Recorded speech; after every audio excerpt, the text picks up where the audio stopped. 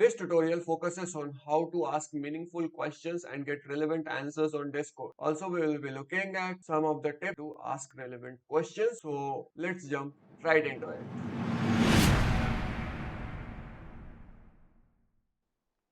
So welcome back guys. As you can see, I am on this Discourse page of IIT BSc degree Madras that I will be using in this sample demonstration. Now if you go to the home page of this one, you will see different tabs here like categories, latest, new, unread, top, bookmarks, my post and doc.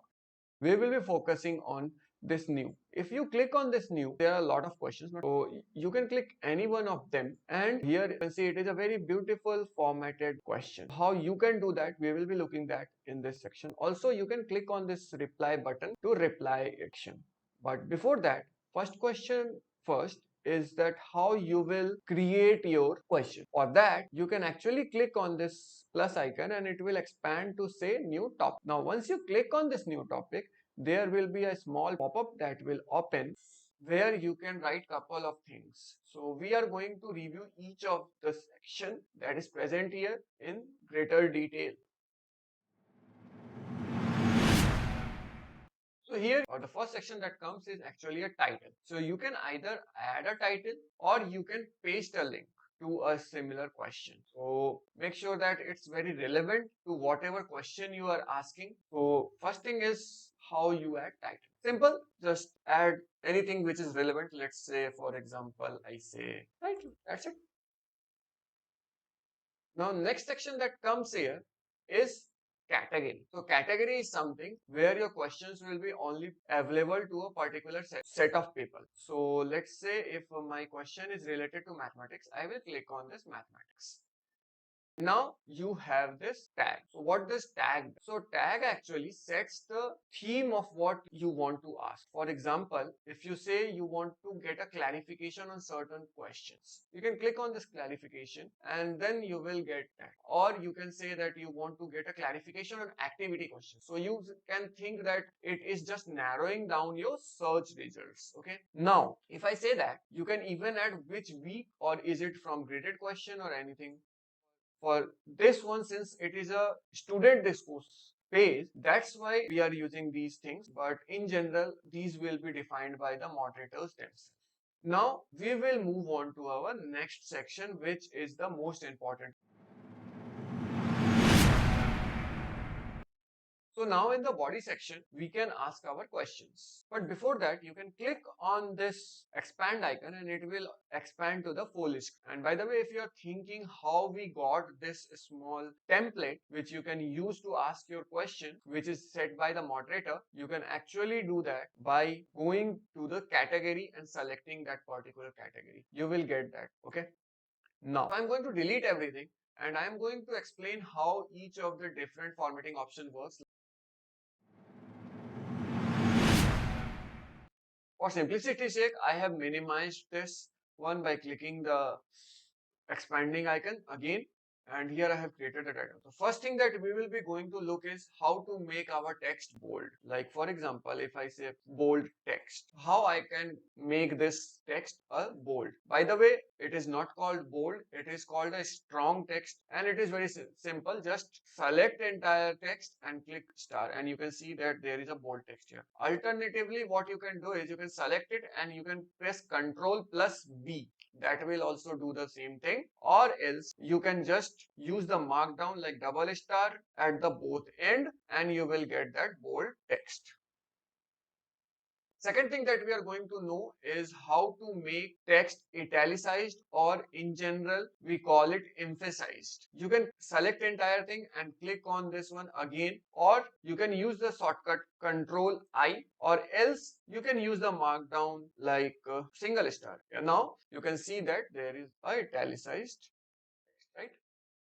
Now we can look at hyperlinks. So hyperlinks are basically links or form of text that resembles like a URL, and we can use that. So you can just click on this Google, and I can click on this hyperlink button, and I can paste the URL. Let's say www.google.com. By the way, in this course, you also have the privilege that you can link it to another question, okay, or another topic that you can do. But I am going with Google itself. And now if I click on new tab, I will be moved to this Google, right? So I can do that also. Now, if I see this, you have also this option of using shortcut. So you can select it and you can use the shortcut Control K, and here you can paste the URL again, or you can use the markdown format. So you have this name here, and there are pair of curly braces, big brackets we say, and then a small bracket. Now moving on to our next one, that is quote. Let's say you heard something somewhere and it was very relevant and you want to quote that. So how you can do that? You can use block. So block quote actually creates a small section here. So first way you already saw that it is like clicking on this block quote, or you can do this by pressing Control Shift and 9, and it will create a block quote. Or alternatively, which I use the most often, is just using this angular bracket here, which is greater than sign also.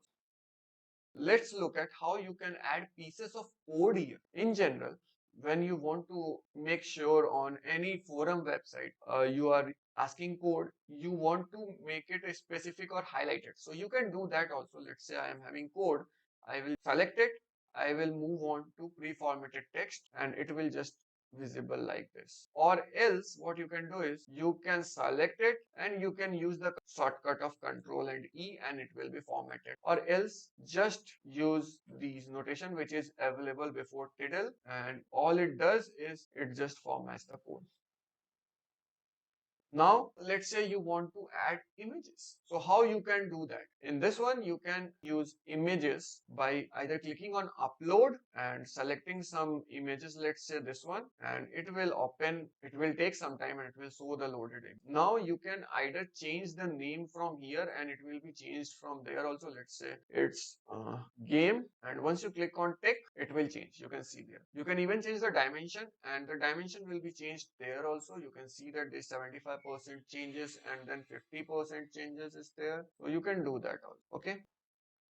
If you want to say you are having something which is in list, how you can do that? You can actually use, let's say I am having element, like you can actually click on this and you are having a list item. Either you can use this small icon, bulleted list we say that, or you can use Control Shift 8. That will also do the same trick. Okay. Or else you can just use the star icon.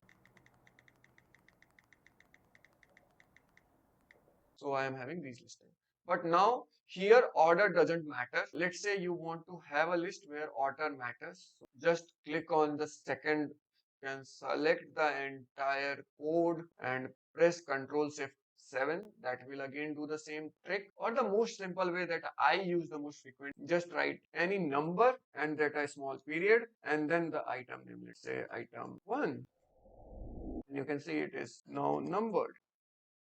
Now for the next part, we are going to look at how to add emojis. So emojis are different form of expression nowadays. First of all, place the cursor where you want to add the emoji. Then click on this emoji icon and you can say happy. Yes, this one. And you can see that here it says this type of text, but actually it displays this. So this is the markdown format. Now, if you want to add calendar details, that is the power that you can use on Discourse. You can add date and time on the Discourse. So let's say some event one is happening on some day. So you can add a calendar detail. Let's say it happened from 5 till 12. So you can add. You can even add time code. Let's say I am having from 12:00:00. So these are the time code there. Okay. Now if you click on insert, you can see that the date range is from 12:11:05 to this 12:11:12, and time zone is Asia or Calcutta. So that is one thing. And here you can see how it's different. If you click on this, you can see that there are three different time zones that are available, and same goes for this one. You can even add to the calendar by clicking on this. Either do it directly through Google Calendar, or you can click on ICS file to create. Other than that, you have advanced mode also that you can do. You can click on recurrence. Let's say we want it for every 2 weeks. We can set that. You can even set the date format, how you want it, like November 5, this one, or you can use 3-7 p.m. or how November 5 to. You can do that. Even what will be the fallback date and time you can set. Now moving on to our special features that this course offers, and these are.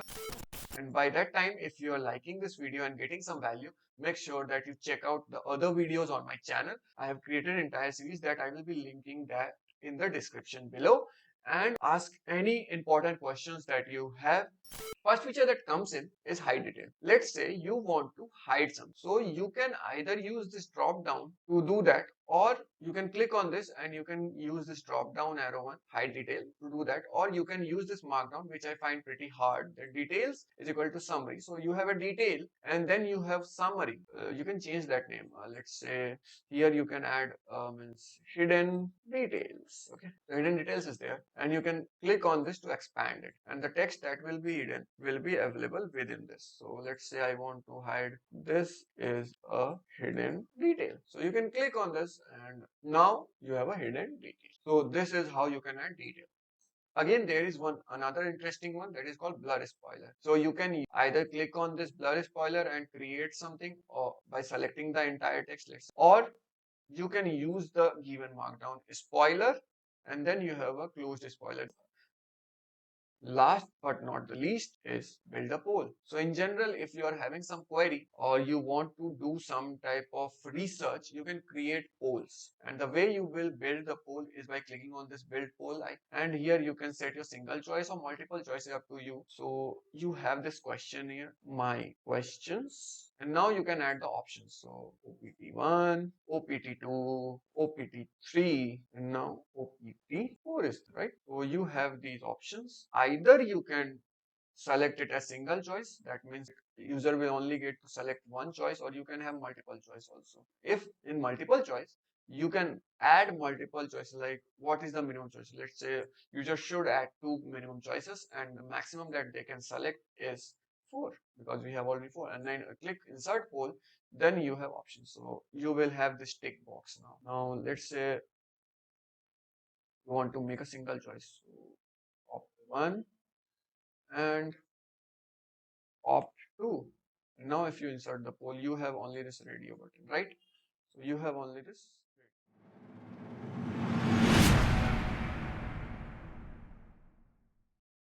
So that's it for this one, guys. I hope that you liked the video, and if you're having any questions or any queries, you can tag me on socials, and also you can ask it in the comment section below. I will be providing each and every resource that I mentioned in this video in the description itself.